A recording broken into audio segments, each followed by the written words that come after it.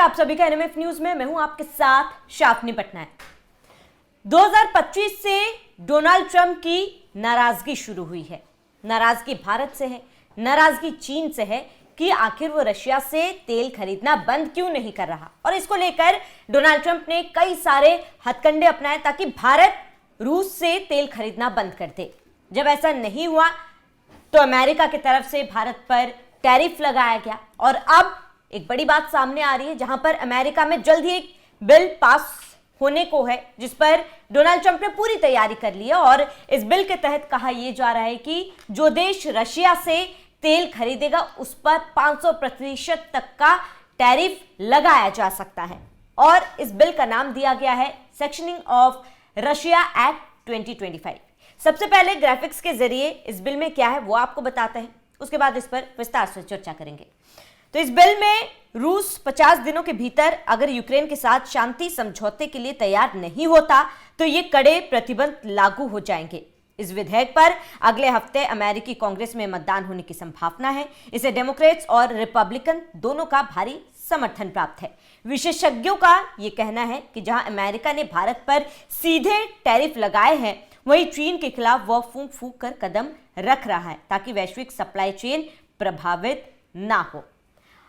अब अगर ये बिल लागू हो जाता है तो इसका असर भारत पर क्या पड़ेगा और इसके साथ ही चीन के साथ अमेरिका के संबंध क्या इस बिल के पास होने के बाद आने वाले समय में बिगड़ेंगे। डोनाल्ड ट्रंप आखिर चाहते क्या है उसको बहुत करीब से हम समझेंगे। मेरे साथ सहयोगी अभिषेक पुंडेर मौजूद है। अभिषेक, सबसे पहले इस बिल को आप कैसे देख रहे हैं? देखिए, दबाव बनाने की राजनीति है, रशिया के ऊपर दबाव बनाया जा सके जिससे कि ये युद्ध रुक जाए। लेकिन अगर ट्रंप वाकई में इस युद्ध को रुकवाना चाहते थे तो वाकई में युद्ध बहुत पहले रुक सकता था। लेकिन धीरे धीरे अब चीजें समझ में आ रही हैं कि ट्रंप इस युद्ध को रुकवाना क्यों नहीं चाहते हैं। देखिए, ट्रंप जितना तेल आजकल पी रहे हैं शायद मतलब बदहजमी होना तो लाजमी है। हरकतें उनकी आप देख ही रहे होंगे। ट्रंप ने आते ही ड्रिल बेबी ड्रिल करके एक बिल पास किया कि अमेरिका में जितना तेल है सारे कुएं खाली कर दो, दुनिया में सारा तेल बेच दो। अब दुनिया में जब आप अपना तेल बेचेंगे तो किसी का तो मार्केट आपको ग्रैब करना होगा, किसी की जगह तो आपको छीननी पड़ेगी। तो वो जो रशिया की जगह थी वो उन्होंने छीनने की धीरे धीरे कोशिश की। अब वेनेजुएला पर जब कब्जा कर लिया और ये कह दिया कि पता है आपको क्या कहा वेनेजुएला के बारे में? ये कहा कि वेनेजुएला का हमारे तेल पर कब्जा था। मतलब ये बात बिल्कुल ठीक है कि अमेरिकी कंपनियों ने, अमेरिकी रिफाइनरियों ने वहां जाकर तेल निकालना शुरू किया, रिफाइनरीज वहां लगाई, लेकिन तेल तो वो वेनेजुएला का ही रहा। लेकिन अमेरिका उसे अपना तेल मानता है। दुनिया में सबसे ज्यादा तेल किसके पास है? वेनेजुएला के पास है। अब अमेरिका वहां से तेल निकालेगा तो वो तेल कहीं तो बेचना पड़ेगा ना, कहीं बेचना पड़ेगा। मतलब सबसे बड़ा बाजार कौन है आपके पास? चीन है। और उसके बाद आपके पास तेल का सबसे बड़ा बाजार है रशिया। दुनिया में भी सबसे बड़े बाजार की अगर बात करें तो भारत सबसे बड़ा बाजार है। भारत को जितना ज्यादा सामान आप बेच सकते हैं भारत खरीद सकता है क्योंकि बाजार बहुत बड़ा, 140 करोड़ की जनसंख्या यहां पर है। तो ईरान पर जो प्रतिबंध पहले लगाए गए वो अमेरिकी तेल बेचने के लिए, ये भी ट्रंप के कार्यकाल में ही हुआ।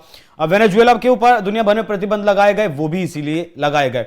अब देखिए, इस बिल में बड़ी चालाकी से क्या खेल किया गया है। हालांकि ये लिंडसे ग्राहम वही लिंडसे ग्राहम है जिन्होंने लगभग 3-4 महीने पहले भी इस 500% वाले बिल का जिक्र किया था और कहा था कि हम 500% तक का टैरिफ लगा देंगे। मतलब वो बात दब गई थी उस वक्त, लेकिन ये इस बिल पर काम कर रहे थे। इस बिल में क्या किया गया इनडायरेक्टली कि जो देखिए सामान आज भी रशिया से अमेरिका भी खरीदता है, लेकिन वो दुनिया पर दबाव बनाता है। यूरेनियम खरीदता है, पेट्रोलियम उत्पाद खरीदता है और भी बहुत सारी चीजें हैं जो खरीदता है। अब इन लोगों ने क्या किया है कि जो रशिया से अमेरिका सामान आएगा उस पर 500% का टैरिफ लगाया जाएगा। ठीक है, जब 500% का टैरिफ लगाया जाएगा तो ऑटोमेटिकली रशिया से वो सामान अमेरिका के बाजार में नहीं आएगा, वो बहुत महंगा हो जाएगा, तो रशिया वो सामान नहीं बेच पाएगा। बाकी इन्होंने क्या लिखा है कि जो देश रशिया से तेल खरीदते हैं जैसे भारत, और वो देश अगर अमेरिका से व्यापार करते हैं, अमेरिका में अपना कोई सामान बेचते हैं, तो उस देश पर 500% का टैरिफ लगेगा। मतलब डायरेक्टली टैरिफ लगाया गया रशिया पर, लेकिन इनडायरेक्टली टैरिफ किसके ऊपर लगाया गया? ब्राजील के ऊपर लगाया गया, चाइना के ऊपर लगाया गया, भारत के ऊपर लगाया गया। भारत पहले से 50% टैरिफ दे रहा है। ऐसे में अगर भारत के ऊपर 500% का टैरिफ और लग जाता है तो 550% का टैरिफ, इसका मतलब अमेरिका का बाजार भारत के लिए बंद। और देखिए, ये कोई कहने वाली बात नहीं है या फिर भारत को अमेरिका के बाजार की जरूरत है। लगभग $125 बिलियन का व्यापार हम करते हैं, 40-45 बिलियन डॉलर की हर साल हम कमाई भी करते हैं अमेरिका से। लेकिन अब हमने तेल खरीद भी शुरू की है। हम हथियारों की खरीद भी धीरे धीरे बढ़ा रहे हैं अमेरिका के साथ से, जिससे कि जो ट्रेड डेफिसिट है वो पूरा किया जा सके। इससे पहले क्या होता था, लगभग अमेरिका की बात कर रहा हूं शामनी, अमेरिका को जो देश सामान बेचते हैं, जितने भी देश दुनिया में हैं, और वो जो उससे कमाते हैं, वो रकम है हर साल लगभग $1.5 ट्रिलियन। इस बात पर ट्रंप की सुई आकर अटक गई। ट्रंप का यह मानना है कि बहुत दिन लोगों ने कमा लिया हमसे, अब हम कमाएंगे। $1.5 ट्रिलियन जो देश के बाहर जा रहा है, उसके बदले में हमें भी कुछ मिलना चाहिए। और जो टैरिफ देशों पर लगाया जा रहा है, लगातार जो टैरिफ ट्रंप ने आने के बाद लगाया है, उससे अमेरिका हर दिन लगभग $4 बिलियन की कमाई कर रहा है। हर दिन $4 बिलियन की। तो पैसा अमेरिका कमा रहा है, नो डाउट, लेकिन वो देशों को अपना दुश्मन बना रहा है। अब दुश्मन बनाकर भी उससे कोई फर्क नहीं पड़ेगा, क्योंकि दुनिया में सुपर पावर है, दुनिया में ताकत रखता है, 80 बेस रखता है। वेनेजुएला के राष्ट्रपति को उठा लिया तो किसी ने क्या ही कह दिया अमेरिका को, कोई अमेरिका के सामने खड़ा हुआ नजर नहीं आया। यूएन जो दूसरे विश्व युद्ध के दौरान जिसका गठन हुआ था कि देशों की संप्रभुता का ख्याल रखा जा सके, कोई ताकतवर देश किसी कमजोर देश पर हमला ना बोल दे, लेकिन अब वो यूएन भी अमेरिका का पिछलग्गू है। तो उसने भी वेनेजुएला पर कोई टीका टिप्पणी नहीं किया, हालांकि निंदा जरूर की, लेकिन कर कुछ नहीं पाया है। तो इनडायरेक्टली भारत के ऊपर टैरिफ लगाना है, जिससे कि मोदी झुके। असल में सारी अगर जड़ में आप जाएंगी तो आपको यही लगेगा कि ट्रंप को मोदी को झुकाना है, और मोदी झुकने के लिए तैयार नहीं है। हाल फिलहाल में डोनाल्ड ट्रंप का सामने आया था, जहां पर वो कह रहे हैं कि मोदी एक अच्छे आदमी है, लेकिन मैं खुश नहीं हूं, मुझे खुश रखना बहुत ज्यादा जरूरी है। ये बयान उनका कुछ दिन पहले सामने आया था। लेकिन अभिषेक, क्योंकि कुछ दिनों पहले एक रिपोर्ट सामने आई थी, अगर 2025 की बात करें, कहा यह जा रहा है कि भारत जिस मात्रा में रशिया के साथ डीलिंग करता था या फिर तेल खरीदता था, वो अब काफी कम हो चुका है। तो क्या ऐसी संभावनाएं हैं कि अगर ये बिल पास हो जाता है तो रशिया के साथ भारत के जो भी व्यापार है उसका असर देखने को मिलेगा? क्या भारत बैकफुट पर आएगा? देखिए, सारी चीज पैसे के ऊपर डिपेंड करती हैं। 2022 से पहले हम रशिया से अपनी जरूरत का 0.2% तेल खरीदते थे। कितना? 0.2%। आज हम खरीदते थे 35%। लेकिन अक्टूबर नवंबर दिसंबर में लगातार हमने उस तेल खरीद में कमी की है। रिलायंस को तो बल्कि बयान जारी करना पड़ गया है कि हमने कोई तेल नहीं खरीदा है। क्यों? क्योंकि जब ट्रंप मिडिल ईस्ट में आए थे तब अंबानी मुलाकात करके आए थे, अकेले मुलाकात करके आए थे।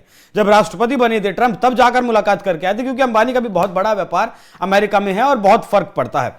तो रशिया से हम तेल खरीद लगातार एक तरफ कम कर रहे हैं, अमेरिका से तेल खरीद हम एक तरफ लगातार बढ़ा रहे हैं। लेकिन ट्रंप हमारी रेड लाइन में भी घुसना चाहते हैं।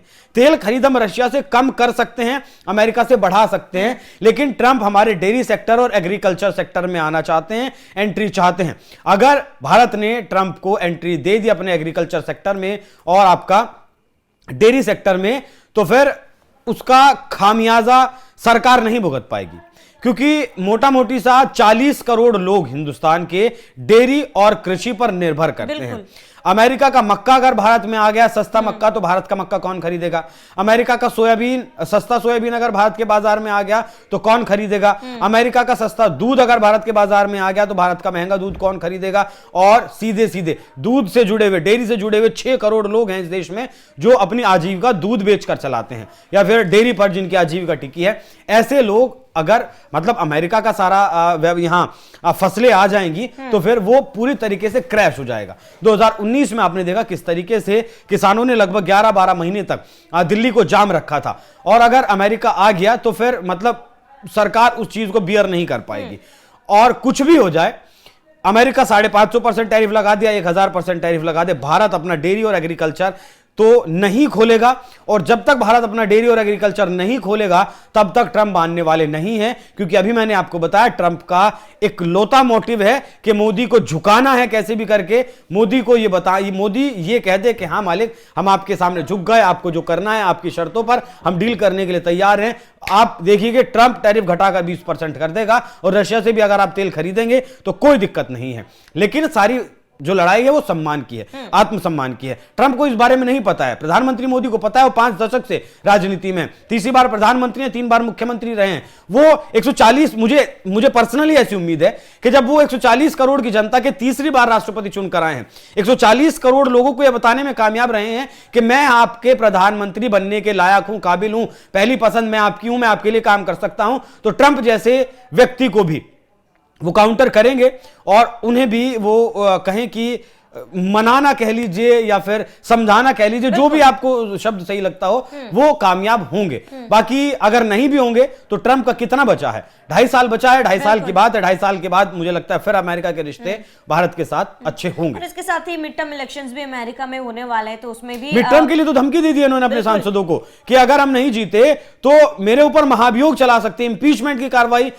डेमोक्रेटिक कर सकते हैं। और मुझे ऐसा लगता है कि जिस तरीके से अमेरिका में अलोकप्रिय ट्रंप लगातार हो रहे हैं, उससे खतरा तो ट्रंप को जरूर है नवंबर में। अब अभिषेक ये कहना गलत नहीं होगा कि अमेरिका के आने वाले समय में तस्वीर क्या होगी, ये हम भाप सकते हैं। लेकिन एक आखिरी सवाल अभिषेक, क्योंकि जहां प्रधानमंत्री नरेंद्र मोदी ने कहा है कि जो भी फैसला भारत करेगा, चाहे उस दौर की बात करें जब टैरिफ लगाया गया था भारत में, तो उस दौरान ट्रेड डील को लेकर भी पीएम मोदी ने कहा था कि दोनों देशों में एक बैलेंस तरीके से फैसला लिया जाएगा और भारत की तरफ से वही फैसला लिया जाएगा जो राष्ट्रहित में है।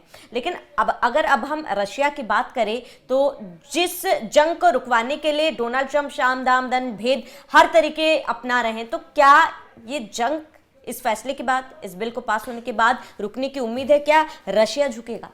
ट्रंप जंग रुकवाना ही नहीं चाहते हैं सामने, सही में ट्रंप चाहते हैं कि जितना लंबा ये जंग चले उतना ट्रंप के लिए ठीक है। मतलब वॉर इकोनॉमी लगातार, आप देखें कि रशिया की भी बढ़ रही है, वॉर इकोनॉमी लगातार अमेरिका की भी बढ़ रही है। इस युद्ध से डराकर ही नाटो में जितने 32 देश हैं उन सबको धमकी दी थी ट्रंप ने कि अपनी जीडीपी का 5% आप नाटो में दीजिए और उस पैसे से अमेरिका से हथियार खरीदिए। अभी मौजूदा वक्त की अगर बात करूं तो नाटो में जितना खर्च आता है, अगर 100 रुपए खर्च आते हैं तो 67 रुपए अमेरिका बियर करता है, बाकी के जो 33 रुपए बचते हैं उन्हें पूरी जो बाकी के देश हैं वो बियर करते हैं। तो ट्रंप को पैसा कमाना है, भाड़ में जाए रशिया, भाड़ में जाए यूक्रेन, उसे कोई फर्क नहीं पड़ता है। यूक्रेन कल मरता हो आज मर जाए, रशिया कल तबाह होता हो आज तबाह हो जाए, भारत के लोगों की, भारत आज तबाह होता हो कल तबाह होता हो आज तबाह हो जाए, उसे कोई फर्क नहीं पड़ता। उसे फर्क पड़ता है सिर्फ पैसे से, उसका हथियार बिकना चाहिए, उसका तेल बिकना चाहिए। और जब तक ये युद्ध चलेगा तब तक वो यूरोप के देशों को, यूरोपियन यूनियन को, नाटो के देशों को रशिया का डर दिखाकर अपना हथियार बेचेगा, अपना तेल बेचेगा।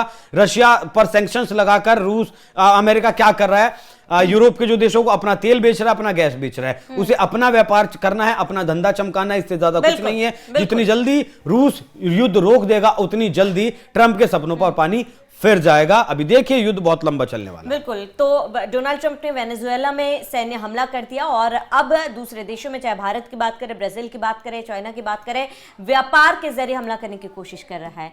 अब ये बिल अगर पास होता है तो भारत का क्या रुख होगा, चाइना का रुख क्या होगा, इन देशों के बीच रिश्ते कौन सा मोड़ लेंगे, ये देखना बहुत ही महत्वपूर्ण होगा। फिलहाल आप सभी का इस पूरे मामले पर क्या कहना है हमें कमेंट कर जरूर बताएं और बने रहिए एनएमएफ न्यूज के साथ।